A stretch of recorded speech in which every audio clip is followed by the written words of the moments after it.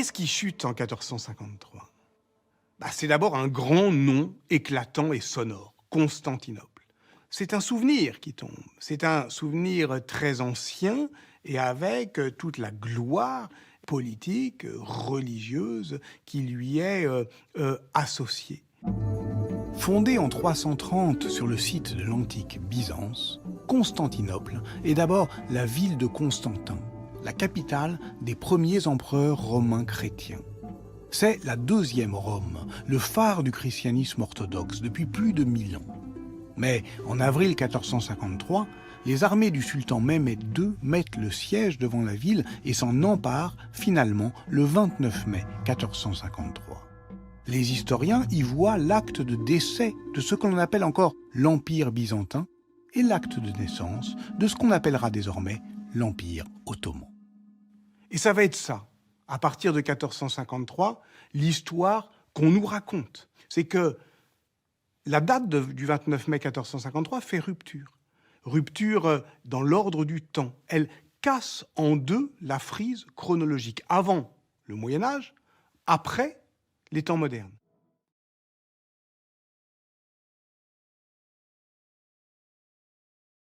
Sauf qu'au XVe siècle, Constantinople était encore une ville riche, puissante, en pleine renaissance même. De l'empire du Ve siècle, elle ne conserve certes que quelques lambeaux dispersés autour de la mer Noire, dans la mer Égée ou en Grèce continentale. Mais elle rayonne sur toute la Méditerranée orientale, rivalisant même avec Venise, Rome ou Gênes, les grandes cités italiennes de l'époque.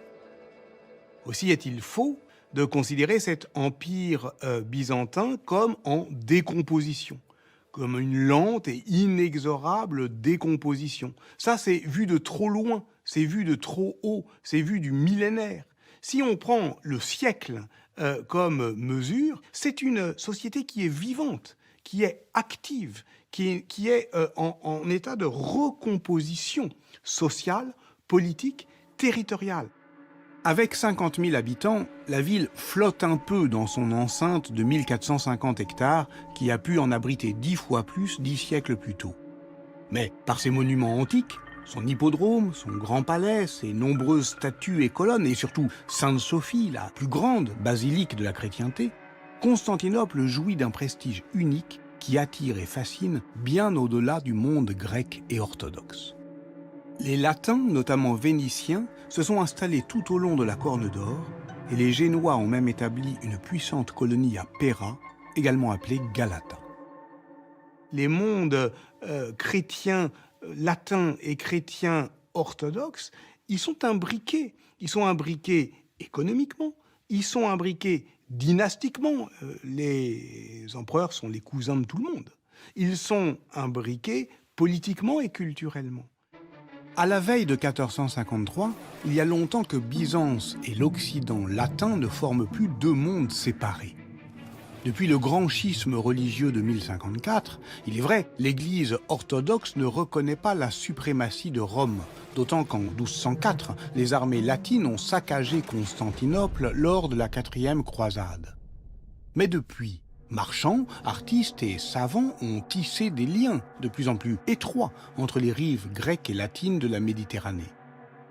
On est donc, vu du siècle, dans un moment de rapprochement où une union entre les deux églises devient enfin possible. Elle est même proclamée en 1439 par le concile de Ferrare-Florence qui ouvre la voie d'une renaissance commune entre Grecs et Latins.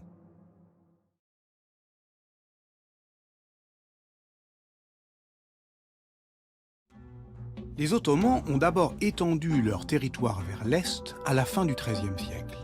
Mais en Anatolie, ils se heurtent aux puissantes tribus turkmènes et c'est donc vers l'Europe qu'ils se sont tournés dès la seconde moitié du XIVe siècle, transférant même leur capitale à Andrinople, aujourd'hui Edirne, en Turquie. En 1371, la bataille de la Maritsa leur ouvre les portes des Balkans. En 1389, leur victoire à Kosovo-Polier les rend maîtres des royaumes serbes. En 1391, le sultan Bayezid Ier tente un premier blocus de Constantinople, suivi d'un second en 1394 qui durera 8 ans. Les Byzantins jouissent ensuite d'une vingtaine d'années de paix, jusqu'à ce qu'en 1422, le sultan Mourad II, le père du futur Mehmed II, tente à son tour de s'emparer de leur capitale.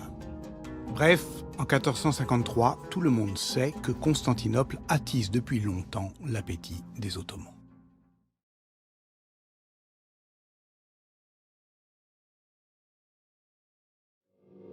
Le conquérant, Fatih en turc, est le surnom que l'histoire lui donnera a posteriori. En 2012, c'est d'ailleurs le titre du péplum que le cinéaste turc Faruk Aksoy lui a consacré. Sauf que, lorsqu'il devient sultan en 1451, Mehmed II est un jeune prince ambitieux mais qui doit encore conquérir sa légitimité. C'est un homme raffiné, polyglotte, lecteur de la geste d'Alexandre, et toute cette culture, il va la mettre à contribution pour accomplir ce que le cinéaste présente comme un destin prophétique. Nous n'avons pas de plus grande tâche, et cela dans l'intérêt de notre peuple, que la conquête de Constantinople. Nous devrons faire preuve d'une grande patience avant de pouvoir éliminer un par un chaque obstacle qui nous permettront de nous emparer de la ville.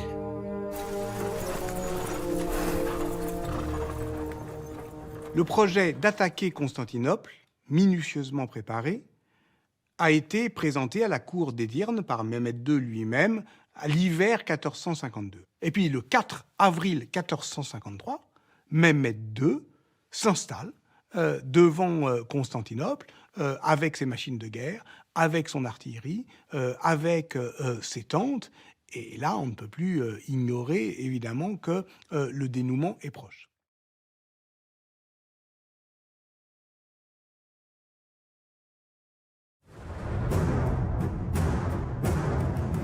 Ce dénouement, la conquête de Constantinople par l'armée ottomane, le film de Faruk Aksoy cherche à en faire un objet de fierté nationale pour le public turc d'aujourd'hui. De l'histoire à grand spectacle encore. Mais il est vrai qu'à l'époque déjà, la puissance des Ottomans frappe les esprits. Face aux 7 ou 8 000 combattants assiégés, dont un quart environ sont latins, Mehmed II a réuni plusieurs dizaines, voire plusieurs centaines de milliers d'hommes. Sauf que, contrairement à ce que montre le film, ils ne sont pas tous musulmans. Il y a des mercenaires chrétiens, des tributaires du sultan et surtout des janissaires, ces fantassins d'élite recrutés parmi les esclaves et les captifs. Mais le génie militaire des Ottomans est avant tout technologique. Sur le plan militaire, la prise de Constantinople, c'est un des premiers fait d'armes qui est massivement imputable à la force de l'artillerie.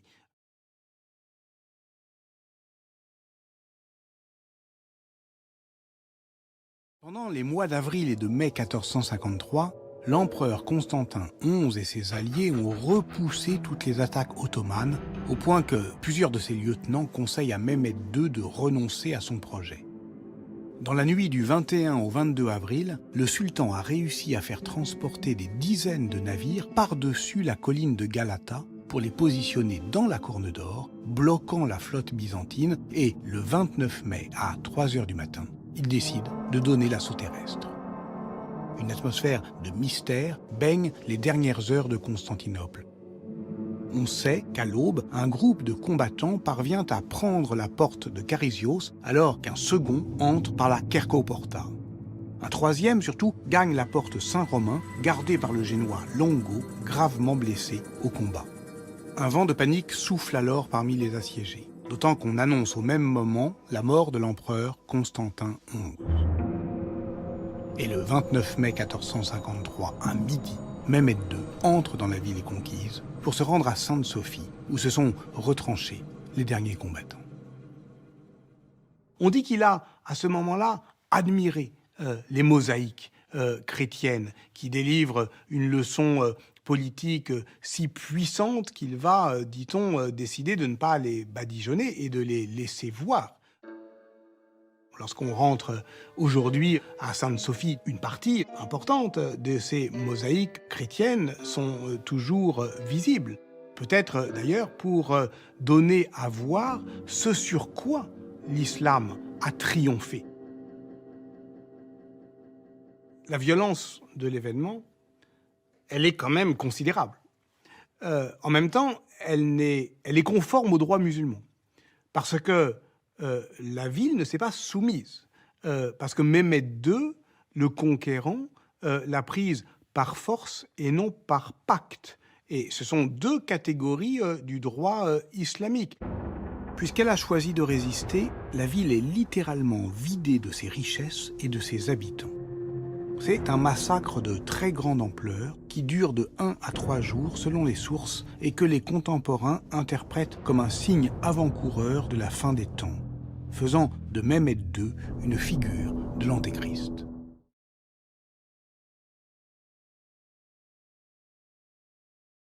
À partir du moment où les Ottomans tiennent Constantinople, ils tiennent les détroits du Bosphore et des Dardanelles et contrôlent ainsi l'une des grandes routes des esclaves dont dépend l'Égypte mamelouk.